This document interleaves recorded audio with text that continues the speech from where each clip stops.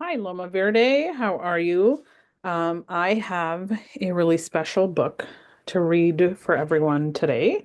It's a book that was given to me by two wonderful students here at Loma Verde.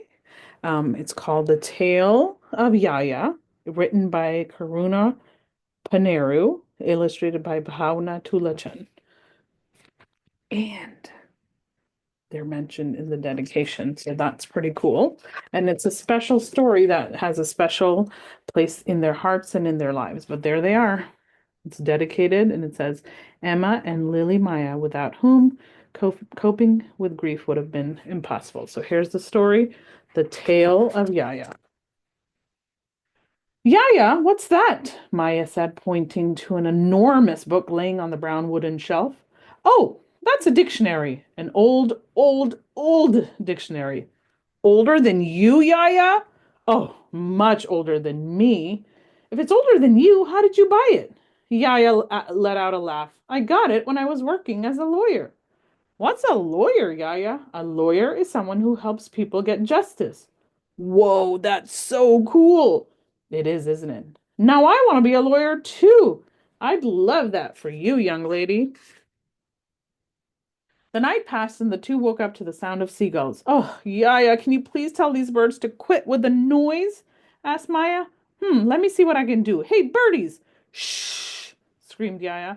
The seagulls, however, didn't listen and continued to make that nasty noise. Yaya, why aren't they listening to you? Hollered Maya. Well, Maya, there are times when your words will go unheard. But that's not fair. It's not, but there's nothing you can do about it. When you can't do anything about it, you just forget about it, said Yaya. Wow, Yaya, that's quite some wisdom. An old lady like me needs to have some wisdom, doesn't she? Oh, Yaya, you're hardly old. Wait, how old are you? That's a question for the ages, Maya. I can tell you how old I am. I'm 6, exclaimed Maya. Oh, of course I know that. 6 is a wonderful age to be. Yaya, were you ever 6? Oh, yes, I was once a little girl just like you. You know, Maya, when I was your age, I didn't know how to speak English. What? No way. What language did you speak? I spoke Hungarian. Hungarian, said Maya, her eyes widening. Yes, I was born in Transylvania, and I spoke Hungarian growing up. Wait, if you were born in Transylvania, how are you here in California? Isn't Transylvania in Europe? My family and I moved to the United States because of the scary war that was happening in Europe, Maya. A war? Maya asked, terrified. Oh, yes, it was terrifying, but I was fortunate enough to make it out alive. Yeah, yeah, I find out something new about you each day. How did you learn to speak English? Maya asked. My parents were obsessed with making us four siblings learn English. They constantly shooed us out of the house to play with the neighborhood kids who spoke only English. My parents also made sure to only speak English at home. Over time, my Hungarian went extinct. Aw, that's disappointing. I was hoping to learn some Hungarian from you. You have plenty of time to learn new languages. You're only 6. Speaking of learning, I haven't seen you doing any schoolwork in the past week. Have you finished all your assignments or are you procrastinating? Asked a concerned Yaya. I've been doing my schoolwork during your daily afternoon naps. I just have some math left. Well, shall we complete your math homework right now? Okay, Yaya, Maya said slowly. Maya took out 5 arithmetic worksheets and started solving the questions. Meanwhile, Yaya ironed her bed sheets. Yaya, what's 10 plus 6? 10 plus 6 is 16. 16, that's a big number. I wish I was 16. You know, Maya, when I was 16, I was a very naughty girl. Really? How so? Learning some more about Yaya. Well, to start off, I ran away from home. You what? Exclaimed Maya. Yep, I ran away from home, hopped on a train, and rode to Los Angeles. Los Angeles from New York?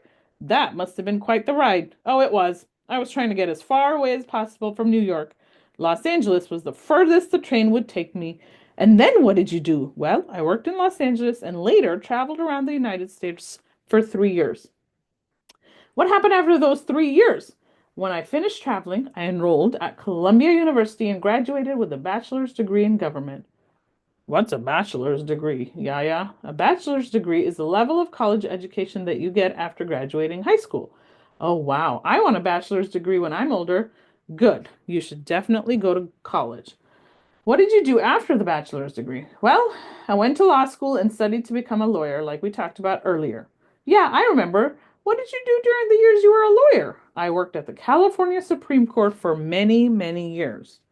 Wow, Yaya is a pretty incredible lady. Wait, is working all you did? That doesn't sound very fun. Yaya let out a laugh. No, I also spent time exploring and venturing to different countries.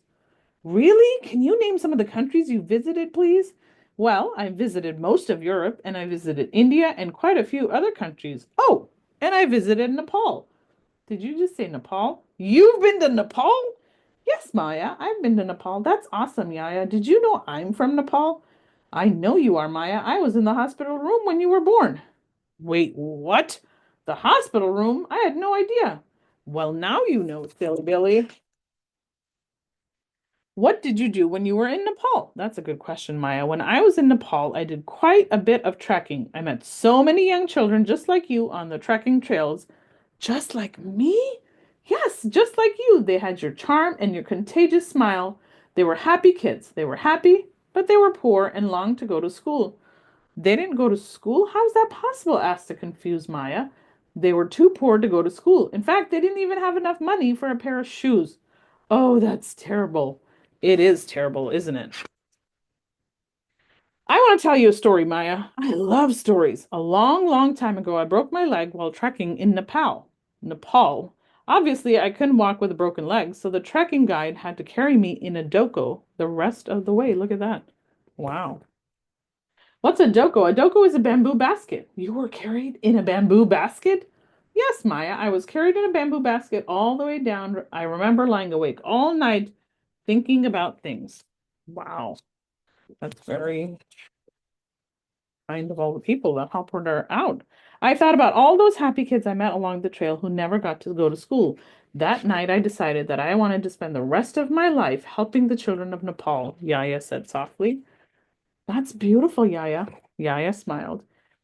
Hey Maya, bring me that book on the table, that one that says The Ladies 80. It has a bunch of pictures of my adventures in Nepal. I'll tell you all about them. Look at that. What an amazing story. Um, Here's something about Yaya, who's a real person. Not many live to see their 98th birthday, but Olga Davis Murray did. Living to be 98 takes an astonishing amount of perseverance. Our Olga Mamu was never one to give up on anything. She was a stubborn lady, but stubborn in the most admirable way possible. Olga, or as her grandkids and great grandkids called her, Yaya, was a grandmother, mother, friend, and mentor to everyone she encountered. The book is a tribute to Yaya, and you guys can actually spend some time learning about Olga Davis Murray and how she contributed positively to the world. So, thank you so much to Lily and Emma for sharing this book. Go Bears!